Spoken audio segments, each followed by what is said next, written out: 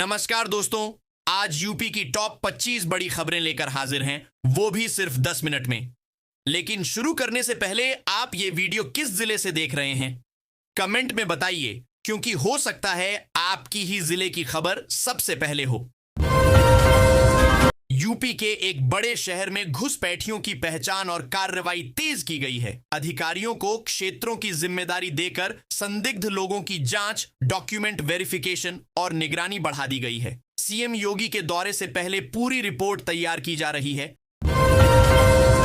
लखनऊ, कानपुर, प्रयागराज सहित कई जिलों में घना कोहरा छाया रहा, जिससे दृश्यता काफी कम रही। तापमान गिरने से सुबह शाम की ठिठुरन बढ़ गई। मौसम विभाग ने अनुमान जारी किया है कि अगले कुछ दिनों में ठंड और कोहरा दोनों में और बढ़ोतरी हो सकती है। प्रदेश के एक जिले में आयोजित सामूहिक विवाह में योगी सरकार ने 138 बेटियों का कन्यादान किया। दूल्हा दुल्हन को शादी का पूरा सामान, आशीर्वाद और सरकारी सुविधाएं दी गईं। सरकार ने इसे बेटियों के सम्मान और सशक्तिकरण को समर्पित बड़ी पहल बताया।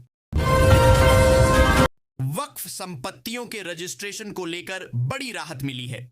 यूपी सुन्नी सेंट्रल वक्फ बोर्ड की अपील पर सरकार ने समय सीमा बढ़ा दी है, जिससे लोगों को दस्तावेज पूरे करने और रजिस्ट्रेशन प्रक्रिया पूरा करने के लिए अधिक समय मिल गया है।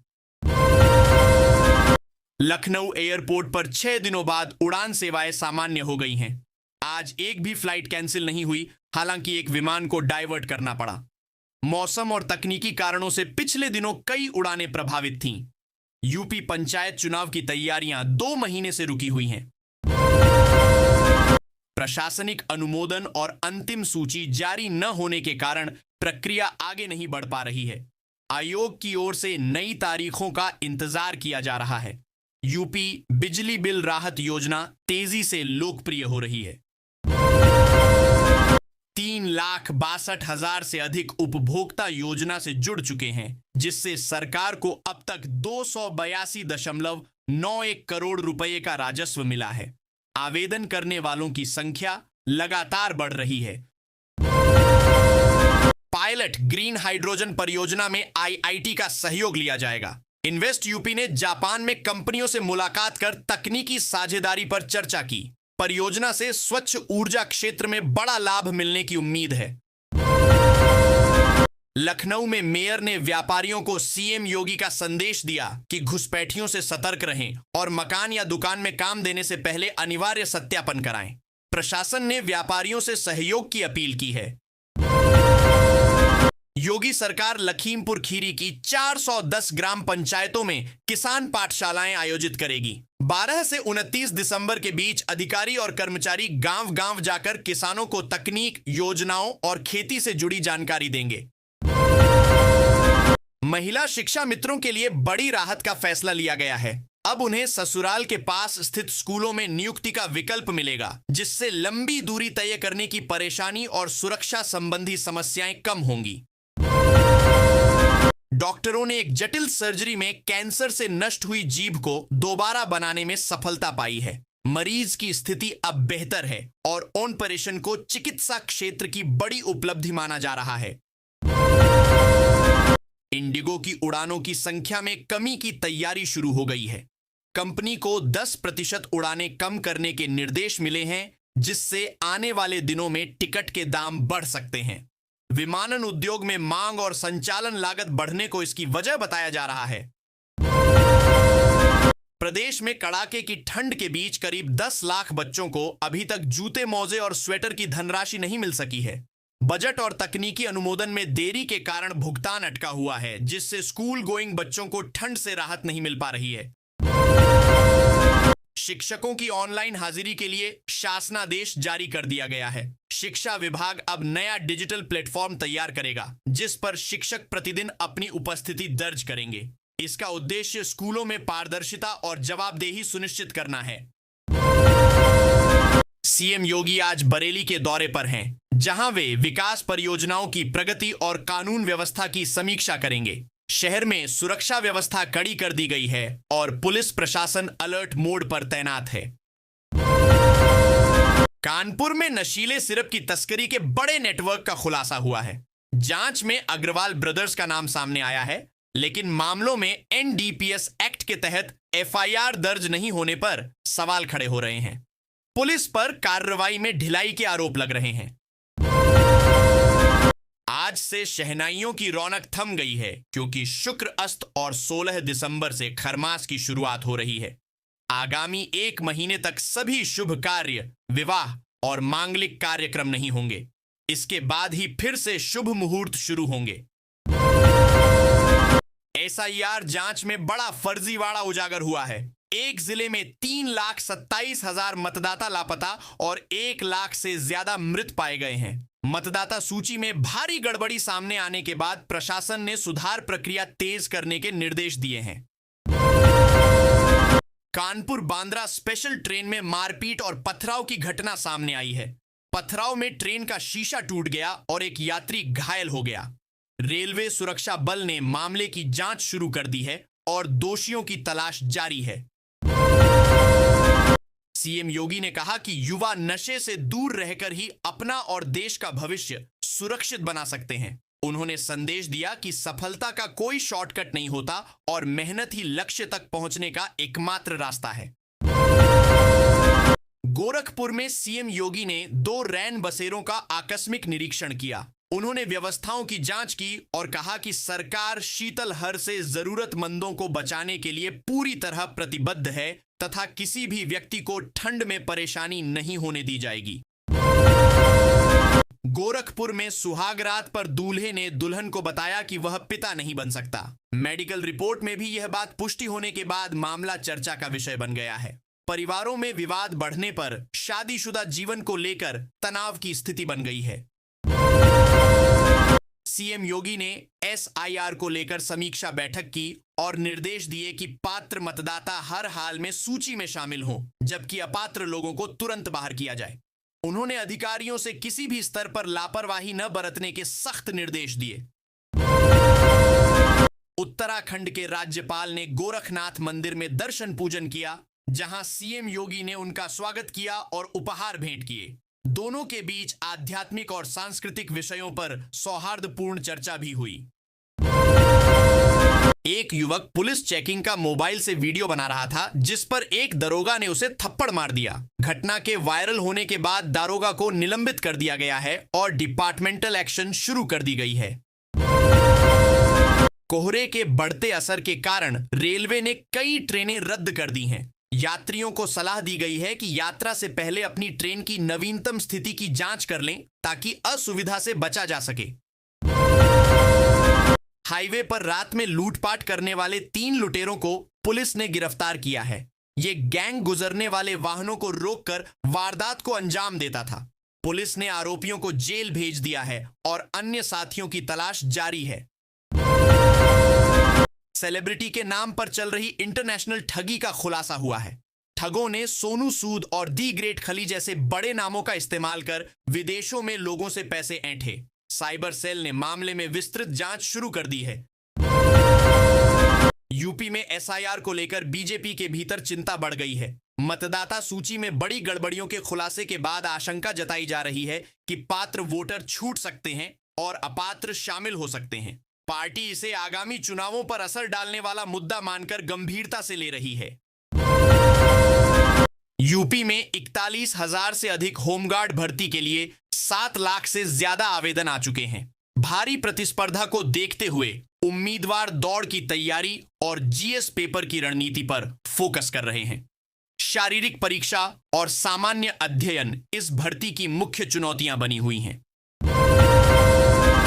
जुबिन नौटियाल ने प्रेमानंद महाराज के सामने श्री कृष्ण गोविंद हरे मुरारी भजन प्रस्तुत किया। महाराज ने मुस्कुराते हुए उनकी गायकी की सराहना की और कहा कि वे ऐसे ही भक्ति गीत गाते रहें, उनका आशीर्वाद हमेशा साथ है। वीडियो सोशल मीडिया पर वायरल हो रहा है। एक होटल में पति अपनी प्रेमिका के साथ पकड़ा गया तो पत्नी ने अचानक पहुंचकर जमकर हंगामा किया। विवाद का वीडियो वायरल होने के बाद मामला चर्चा में है। होटल स्टाफ ने बीच बचाव किया, लेकिन दोनों पक्षों में देर तक तकरार चलती रही। यूपी में शिक्षकों की डिजिटल हाजिरी अब अनिवार्य कर दी गई है, लेकिन शिक्षक संगठनों ने इसका विरोध जताया है। उनका कहना है कि यह व्यवस्था शिक्षकों पर अतिरिक्त दबाव डालती है और तकनीकी दिक्कतों के कारण परेशानियां बढ़ेंगी। सरकार इसे पारदर्शिता की दिशा में जरूरी कदम बता रही है। 1500 करोड़ की महाठगी के मास्टरमाइंड रविंद्रनाथ सोनी ने दुबई से भेष बदलकर भागने में कामयाबी पाई। ठगी में सोनू सूद और द ग्रेट खली के नामों का इस्तेमाल कर लोगों को भ्रमित किया गया था। जांच एजेंसियां अब अंतरराष्ट्रीय स्तर पर उसकी तलाश कर रही हैं। यूपी में बिजली बिल न भरने पर नई व्यवस्था लागू कर दी गई है। अब बकाया होने पर बिजली स्वतः ही काट दी जाएगी और उपभोक्ताओं को अलग से आवेदन या शिकायत करने की आवश्यकता नहीं होगी। विभाग ने उपभोक्ताओं से समय पर बिल जमा करने की अपील की है। फाइलेरिया मरीजों की पहचान अब एंटीजन टेस्ट से दिन के समय ही हो सकेगी। स्वास्थ्य मंत्रालय से 2.5 लाख टेस्ट किट की मांग की गई है। इससे बीमारी के मामलों का तेजी से पता लगाकर उपचार शुरू करना आसान होगा। यूपी में इस बार गेहूं की बुआई लक्ष्य के मुकाबले केवल 86% ही हो पाई है, जबकि तिलहन फसलों का उत्पादन बढ़ने की उम्मीद जताई जा रही है। बदलते मौसम और फसल चक्र में किसानों की प्राथमिकता बदलने को इसकी वजह माना जा रहा है। मिर्जापुर के कालिन भैया और जौनपुर के कोडीन भाई का जिक्र अखिलेश यादव ने अपनी सभा में किया, जिसके बाद पूर्वांचल की राजनीति में हलचल तेज हो गई। माना जा रहा है कि उन्होंने ड्रग माफिया और अवैध कारोबार से जुड़े नेटवर्क पर निशाना साधते हुए ये टिप्पणी की। एसआईआर के डाटा में बड़े पैमाने पर फर्जीवाड़ा सामने आया है। एक जिले में 3,27,000 मतदाता लापता पाए गए हैं, जबकि 1 लाख से ज्यादा मृत मतदाताओं के नाम भी सूची में दर्ज थे। प्रशासन ने गड़बड़ी ठीक करने के लिए तत्काल कार्रवाई शुरू कर दी है। घंटों की बुलडोजर कार्रवाई के बाद भी शाम ढलते ही सड़क पर अतिक्रमण फिर दिखाई दिया। व्यापारी और ठेला लगाने वाले दोबारा सड़क कब्जा करने लौट आए, जिससे ट्रैफिक व्यवस्था बिगड़ने लगी है। प्रशासन अब कड़ी निगरानी की तैयारी कर रहा है। देश की अर्थव्यवस्था में गांवों का योगदान तेजी से बढ़ रहा है। ग्रामीण क्षेत्र, इंफ्रास्ट्रक्चर, कृषि और लघु उद्योगों के जरिए भारतीय अर्थव्यवस्था को नई दिशा दे रहे हैं और विकास का नया मॉडल तैयार कर रहे हैं, जिससे देश की आर्थिक तस्वीर बदल रही है। स्मार्ट मीटर लगाने को लेकर बिजली कर्मियों को धमकियां मिल रही हैं। एक व्यक्ति ने धमकी देते हुए कहा कि मीटर लगाया तो वह काट देगा और टांग चीर देगा। पुलिस ने शिकायत पर कानूनी कार्रवाई की तैयारी शुरू कर दी है और बिजली विभाग ने सुरक्षा बढ़ा दी है। इंडिगो की दिल्ली और बेंगलुरु की उड़ानें रद्द होने पर गोरखपुर एयरपोर्ट पर यात्रियों को काफी परेशानी हुई। कई यात्रियों को घंटों इंतजार करना पड़ा और वैकल्पिक उड़ानों की जानकारी न मिलने के कारण नाराजगी बढ़ गई है। दीपावली के यूनेस्को की अमूर्त सांस्कृतिक विरासत सूची में शामिल होने पर सीएम योगी आदित्यनाथ ने इसे भारत के लिए गर्व का क्षण बताया। उन्होंने कहा कि दुनिया ने भारतीय परंपरा, आध्यात्मिकता और त्योहारों की महानता को फिर से स्वीकार किया है। यूपी में एक घर आग लगने से पूरी तरह जलकर राख हो गया। जांच में सामने आया कि एक चूहे ने तार कुतर दिए, जिससे शॉर्ट सर्किट हुआ और 2 लाख रुपए का नुकसान हो गया। घटना ने लोगों को घरेलू सुरक्षा को लेकर सतर्क कर दिया है। पासपोर्ट वेरिफिकेशन के लिए आवेदकों को थाने बुलाने की शिकायतों के बाद डीआईजी मेरठ ने नया आदेश जारी किया है। अब पुलिस जरूरी होने पर ही आवेदक को बुलाएगी, बाकी मामलों में सीधे घर जाकर वेरिफिकेशन किया जाएगा ताकि लोगों को अनावश्यक परेशानी न हो। ऑनलाइन गेमिंग में 320 करोड़ रुपए की जीएसटी चोरी का बड़ा खुलासा हुआ है। आरोपियों ने फर्जी अकाउंट, नकली इनवॉइस और झूठी जीत की रकम दिखाकर टैक्स चुराया। ग्राहकों के साथ भी धोखाधड़ी की गई। 2 लोगों को गिरफ्तार कर लिया गया है और पूरी जालसाजी का नेटवर्क खंगाला जा रहा है। पटना के बिल्डर से 5 करोड़ रुपए की रंगदारी मांगने वाला आरोपी रांची से गिरफ्तार कर लिया गया है। पुलिस ने उसके पास से मोबाइल और सिम कार्ड भी बरामद किए हैं। आरोपी रंगदारी गैंग से जुड़ा हुआ था और फोन कर धमकाने का काम करता था। सीएम योगी ने गोरखपुर में 2 रैन बसेरों का निरीक्षण किया और व्यवस्थाओं की जांच की। उन्होंने जरूरतमंद लोगों में कंबल और खाना भी बांटा। सीएम ने निर्देश दिए कि किसी भी व्यक्ति को ठंड में परेशान न होने दिया जाए और व्यवस्थाओं को लगातार बेहतर किया जाए। कफ सिरप तस्करी के सरगना शुभम समेत 2 आरोपियों पर 25-25 हजार रुपए का इनाम घोषित किया गया है। पुलिस ने इनके खातों से कुल 10 लाख रुपए भी फ्रीज कर दिए हैं। गिरोह पर अवैध ड्रग सप्लाई का बड़ा नेटवर्क संचालित करने का आरोप है। योगी सरकार ने घुसपैठियों की पहचान के लिए हाईटेक प्लान लागू किया है। अब चेहरे की पहचान तकनीक, बायोमेट्रिक वेरिफिकेशन और डिजिटल ट्रैकिंग की मदद से अवैध प्रवेश रोकने की तैयारी है। अभियान सीमावर्ती जिलों में तेजी से चलाया जा रहा है। बीजेपी के नए प्रदेश अध्यक्ष का नाम लगभग तय बताया जा रहा है। पार्टी जल्द आधिकारिक घोषणा कर सकती है। संगठनात्मक समीकरण, जातीय संतुलन और चुनावी रणनीति को देखते हुए नाम चुना गया है। कार्यकर्ताओं में उत्सुकता बढ़ गई है। यूपी में कौशल प्रशिक्षण की नई व्यवस्था लागू होगी, जिसमें गरीब परिवारों को प्राथमिकता दी जाएगी। सरकार का लक्ष्य युवाओं को रोजगार और उद्योगों को प्रशिक्षित मानव संसाधन उपलब्ध कराना है। योजनाओं में डिजिटल स्किल, टेक्निकल ट्रेनिंग और अप्रेंटिसशिप शामिल होंगी। मायावती ने चुनाव सुधारों पर बड़ा बयान दिया है। उन्होंने 3 अहम सुधारों की मांग की: ईवीएम की पारदर्शिता, चुनाव खर्च पर सख्त नियंत्रण और उम्मीदवारों की पृष्ठभूमि की स्पष्ट जानकारी। बयान ने राजनीतिक हलकों में नई बहस छेड़ दी है। 3.25 करोड़ गणना फॉर्म वापस नहीं लौटने से सरकार में चिंता बढ़ी है। योगी सरकार इस पर बड़ा फैसला ले सकती है। प्रशासन ने रिपोर्ट तैयार करने के निर्देश दिए हैं और जिम्मेदारियों की जांच भी शुरू हो सकती है। चुनावी तैयारी पर असर माना जा रहा है।